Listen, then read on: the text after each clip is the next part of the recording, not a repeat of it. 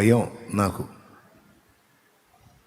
అందుకే దావీదు కీర్తనలోనే అన్నాడు, నీ కట్టడలను నేను గైకొనున్నట్లు శ్రమ నొంది ఉండుట నాకు మేలాయను అంటాడు. నీ ఆజ్ఞలను నేను గైకొని ఉండునట్లు శ్రమ అనేది నా కలగటం నాకు మేలయ్యా అన్నాడు. శ్రమ కలుగక మునుపు నేను త్రోవ విడిచి తిని. చూడు 119వ కీర్తన ఒక్కసారి చూడండి. శ్రమ కలుగక మునుపు నేను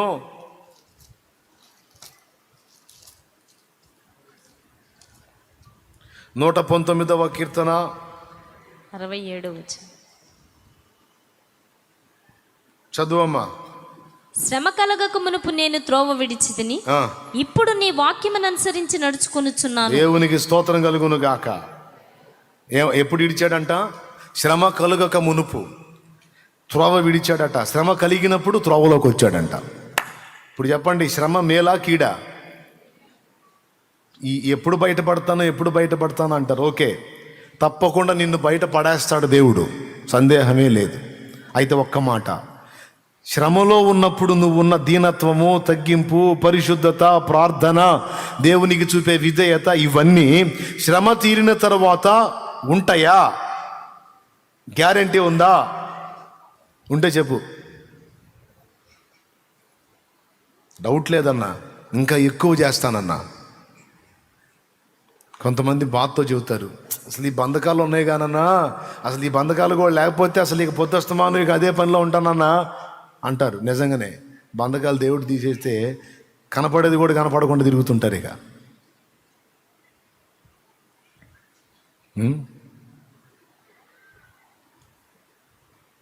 ఆయన ఆశీర్వదించక మానడం. ఏ కొంచెం నమ్మకంగా ఉన్నా ఆ నమ్మకాన్ని బట్టి బ్లెస్ చేయక మానడం. ఏ కొంచెం ఆయన్ని గణపరిచినా ఆయనకు బలహీనత ఉంది. ఆయన్ని గణపరిచారంటే వాళ్ళని గణపరచకుండా నిద్రపోడు. స్తోత్రం. ఇప్పుడు మనందరం కలిసి ఆయన్ని మయంపరచాలి లెక్క, కానీ ఆయన రివర్స్ మాట్లాడుతుంటాడు మనతో. నేను నీకు మంచి పేరును ఖ్యాతిని రప్పించేదను అంటాడు. నేను నీకు ఖ్యాతిని మంచి పేరును రప్పిస్తా, దేశం యొక్క ఉన్నత స్థలముల మీదికి నిన్ను ఎక్కిస్తానంటాడు. నీ గంపను పిండి పీసుకు నీ తొట్టి అంటే ఆహార సమృద్ధినిచ్చి నిన్ను ఆశీర్వదిస్తానంటాడు. ఇదిగో నిన్ను స్వస్థపరిచే దేవుడను నేనే, నిశ్చయముగా స్వస్థపరుస్తానంటాడు. స్వస్థపరుస్తాడు కూడా. ఏ కొంచెం నువ్వు నమ్మకంగా కనపడినా, ఏ కొంచెం కృతజ్ఞత చూపించినా, ఏ కొంచెం ఘనపరిచినా తిరిగి నీకు బదులివ్వకుండా ఊరుకోడు.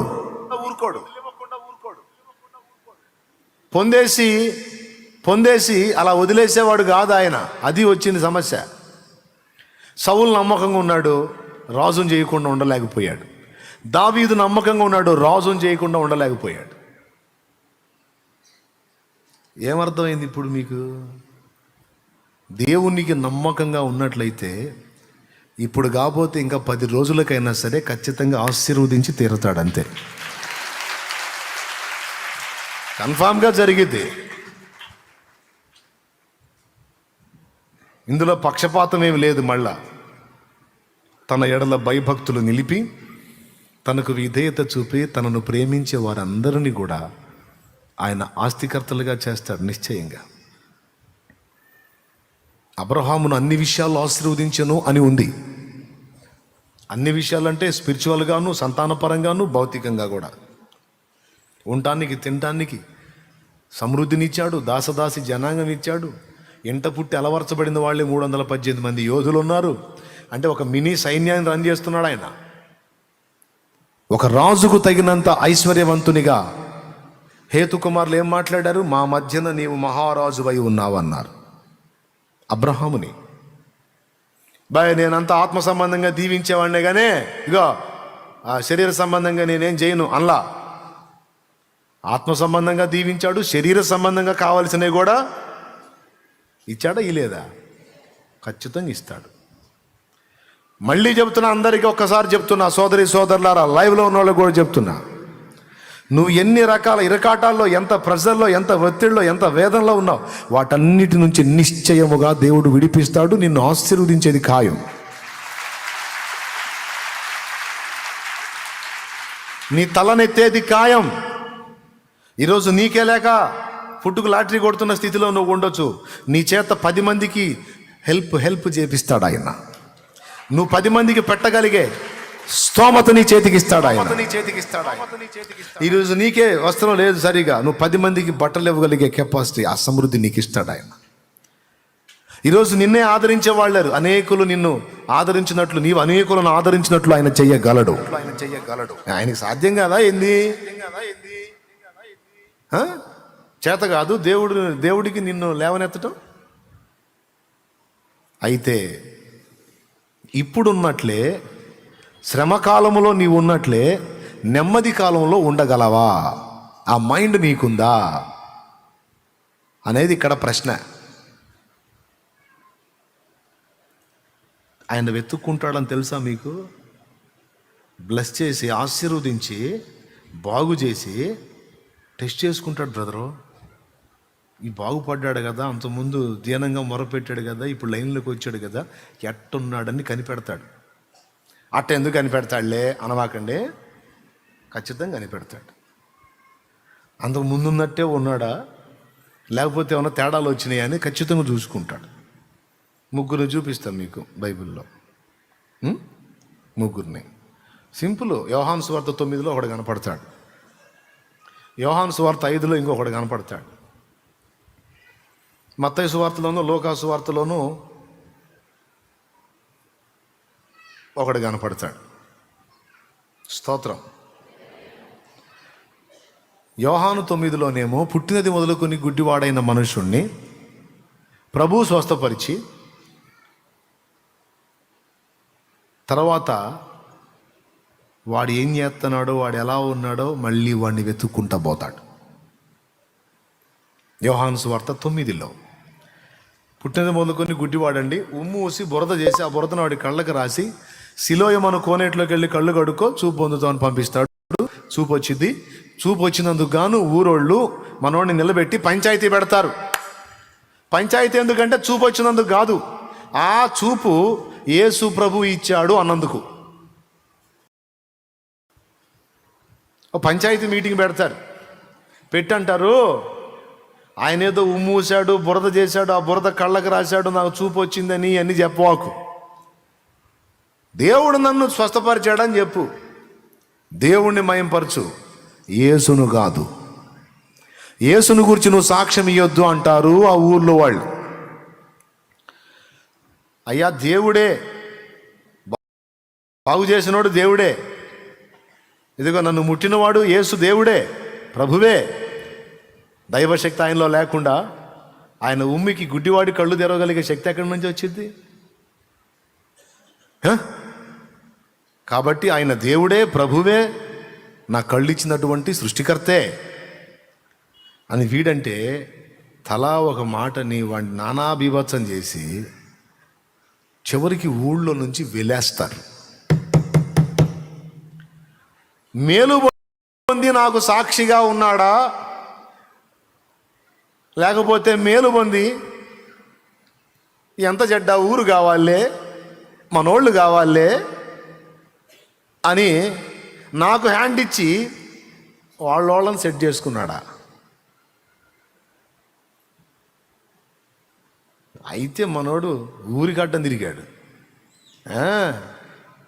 ఊరికడ్డం తిరిగాడు. రేయ్, మర్యాదగా చెబుతున్నాం, పద్దాకలా ఆ యేసు నా కళ్ళు ముట్టాడు, నాకు చూపు వచ్చింది అని ప్రచారం చేశావంటే ఇప్పటికే అతని గురించి బాగా ప్రచారం జరుగుతుంది. ఆయన మెస్సీ అని అదని ఇదని అంతా ఇంత రకరకాల ప్రచారాలు చేస్తున్నారు. మాకు ఒళ్ళు మండుతుంది. ఇప్పుడు కొత్తగా నువ్వు ఒకటి తయారయ్యావు, అదేమంటే నా కళ్ళు బాగు చేశాడు అంటున్నావు. ఇప్పుడు ఉన్న వాయింపుడికే ఆయన గురించి రకరకాలుగా మాట్లాడుతుంటేనే మా చెవులు వాసిపోతున్నాయి. మళ్ళీ నువ్వు ఒకటిగా బయలుదేరి నాకు చూపించాడని బయలుదేరావు. ఇంకా ఎక్కువైపోయింది. మా వల్ల కాదురా, తట్టుకోలేము. కాబట్టి యేసు కావాలా, మేం కావాలా? యేసు కావాలా, ఊరు కావాలా? చెప్పు. నాకు యేసే కావాలా.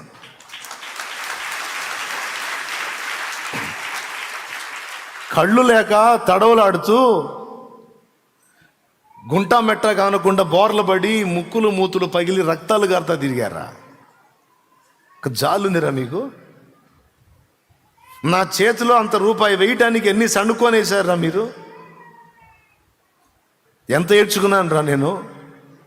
నా కంచంలో నేను తింటుంటే అందులో చీమలు పడ్డాయా, దోమలు పడ్డాయా, పురుగులు పడ్డాయా, ఆ పదార్థం ఎలా ఉందనేది చూసినోడు సరే ఫలానా ఆహారం తింటున్నావు ఏంట్రా, ఇందులో ఇది ఉందిరా అని చెబితే నా గుండె ఎంత బాధపడిందిరా. ఇప్పటిదాకా నేను పురుగులు అన్నవి తిన్నానా, పురుగులు తిన్నానా? నా కళ్ళుంటే నేను తినలేను కదరా అది. అలాంటి పదార్థాలు నేను మీ కళ్ళుండి మంచి పదార్థాలు తింటుంటే కళ్ళు కనపడని నేను ఇది పడితే అది తింటున్నాను. జాలి లేదురా మీకు? నేను పడితే దెబ్బలు తగిలినాయి, జాలి లేదు మీకు. నేను భిక్షగాడిలాగా అడుక్కునే స్థితిలో ఉన్నాను, జాలి లేదు మీకు. తినలేనివి తింటున్నాను, మీరు కళ్ళుండి తినలేనివి నేను కళ్ళు లేక తింటున్నా. ఎటు పోవాలన్నా ఏదో ఒక ఆధారం, ఎవరో ఒకళ్ళు దారి చెప్పాలి. మీరు రోజు వెలుగు చూస్తారా? పుట్టిన మొదలుకొని ఇప్పటిదాకా వెలుగంటే ఎట్లుంటుందో నాకు తెలియదురా. కనీసం నాకు జన్మనిచ్చిన నా తల్లి తండ్రి ముఖం ఎలా ఉంటుందో కూడా నాకు తెలియదురా. నా ముఖం ఎలా ఉంటుందో కూడా నాకు తెలియదురా. నా జీవితం పగవాడికి కూడా రాకూడదురా. ఏదో మీ మధ్య అలా నవ్వుతా నేను తిరుగుతా ఉన్నాను, నా గుండె నిండా ఏడుపే. ఆయన నన్ను చూశాడురా, ఆయన నన్ను చూశాడు, నా ఆవేదనను చూశాడు, నా ఆక్రందనను చూశాడు. ఆయన శిష్యులు ఇది వీడు పాపం చేశాడు, వీడోడి పాపం చేశారంటే ఈ పనికి మాలిన ప్రశ్నలు కాదని నన్ను పిలిచి నాకు కళ్ళు ఇచ్చాడు ఆయన. ఈరోజు నా తల్లిదండ్రిని చూశాను, మీ ముఖాలు చూస్తున్నాను, నేను ఈ లోకాన్ని చూశాను, ఈరోజు నీ వెలుగును చూస్తున్నాను. కాబట్టి నా మేలును ఆశించకుండా నా కీడును కోరిన మీకంటే మీ ఊరోణ్ణి, మీకు చెందినోడిని, మీకు బంధువుణ్ణి, మీకు అన్నిటికీ కావలసినోడిని నేను. కానీ ఆయనకి ఏమీ కాను, వెతుక్కుంటా వచ్చి నన్ను బాగు చేసిపోయాడు రా. హల్లెలూయా, హల్లెలూయా. వెతుక్కుంటా వచ్చి నన్ను ముట్టి వెళ్ళాడు. ఆయన కోసం కాక మీకోసమా? వెలేస్తారా నన్ను? వెలేస్తారా? మీరు నన్ను వెళ్ళేసేది ఏందిరా? ఈ ఊరు మొత్తాన్ని నేనే వెలేసి వెళ్ళిపోతున్నా పడే అని పోయాడు. మీరు నన్ను వెళ్ళేసేది ఏంది? మీ బంధ. యేసు ఎప్పుడైతే నాకు దొరికాడో అప్పుడే నేను మిమ్మల్ని మొత్తాన్ని వెళ్ళేసాను. మీరు నన్ను వెళ్ళేసేది ఏంది? నాకు యేసు చాలు, ఆయన చాలు. ఇప్పుడు ఇది బాధ అంతా ఏంటంటే, ఇంత చేసి కళ్ళు బాగు చేశాడు, ఆయన ఇచ్చిన కళ్ళతో అన్నీ చూస్తున్నా, నీ దరిద్ర ముఖాలన్నీ చూస్తున్నా, కళ్ళు ఇచ్చినోడిని చూడలేకపోయా. ఇప్పుడు అది ఆయన బాధ. ఆ దరిద్రులు పానిచ్చారా వాళ్ళ పంచాయతీ వాళ్ళు? అరే నన్ను ఒక్కసారి ఆయన చూడండిరా, ఆయన వెళ్ళిపోతాడ్రా, ఒక్కసారి చూడండిరా అంటే వీళ్ళ పంచాయతీ. దరిద్రులని బాధపడతా నిట్టూర్పులు విడుస్తూ ఊరు బయట కూర్చుంటే ఆయనకి మరుగై ఉంటుందా? ఎరగడు. ఇన్ని ఎరిగినోడు అది ఎరగడు. ఇదిగో వెతుక్కుంటూ ఆయన దగ్గరకు వచ్చాడు, వాళ్ళ దగ్గరకు వచ్చాడు. నీకు చూపించిన వాడిని నువ్వు ఎరుగుదువా అని అడుగుతాడు. ప్రభువా ఆయన ఎవరో నాకు తెలిస్తే వెళ్ళి సాష్టాంగ పడుతుంది కదా. ఎక్కడ చూడనిచ్చారయ్యా దరిద్రులు? బాగుపడ్డాను, పంచాయతీ పెట్టారు. లైన్లోకి వచ్చాను, పంచాయతీ పెట్టారు. ఇప్పుడు నా కళ్ళు వచ్చిన ఆనందం కూడా లేదు. ఎందుకు లేదు? కళ్ళు ఇచ్చినోడిని చూడలేకపోయా కదా. నీ ఎదుట నిలిచిన వాడు ఆయనే అన్నాడు. నీ ఎదుట నిలిచిన వాడు ఆయనే. నీకెవరు చూపించారో ఆయనే ఇప్పుడు నీ ముందు నిలబడ్డాడంటే ఆ మాంసం వెళ్ళి ఆయన పాదాల మీద పడి గడుస్తా. చూసారా? వెతుక్కున్నాడు, బాగుపడ్డాడు, ఊళ్ళో కలిసిపోయాడా? నా కోసం ప్రత్యేకించబడ్డాడా? బాగుపడ్డాడు, ఊళ్ళో కలిశాడా? నా కోసం ధీటుగా నిలబడ్డాడా? వీడి కృతజ్ఞత ఎంత అని చూశాడు. వాడు 100 మార్కులు తెచ్చుకున్నాడు, పాస్ అయ్యాడు. కొంతమంది మనుషులకు భయపడి, కులానికి భయపడి, మతానికి భయపడి, దేవుని కార్యాలు చూస్తా కూడా తెగించలేక, క్రీస్తుకు సాక్షిగా ఉండలేక దాక్కుండిపోతారు. జనాలు కావాలి అని, జనాలు కావాలనుకుని దాక్కున్నోడికి జనమే. మీరు లేకపోయినా పర్వాలేదు, నాకు యేసు చాలు అన్నోడికి సాక్షాత్తు యేసే వస్తాడు. యేసే వచ్చాడు కూడా. దేవునికి స్తోత్రం కలుగును గాక. హల్లెలూయా. యేసే వచ్చాడు. చాలామంది జీవితాల్లో అలాగా ఆయన రావటం జరిగింది. రియల్గా వచ్చి కనపడి మాట్లాడి కార్యాలు చేసి వెళ్ళటం కూడా జరిగింది. నమ్మరు, నిజం.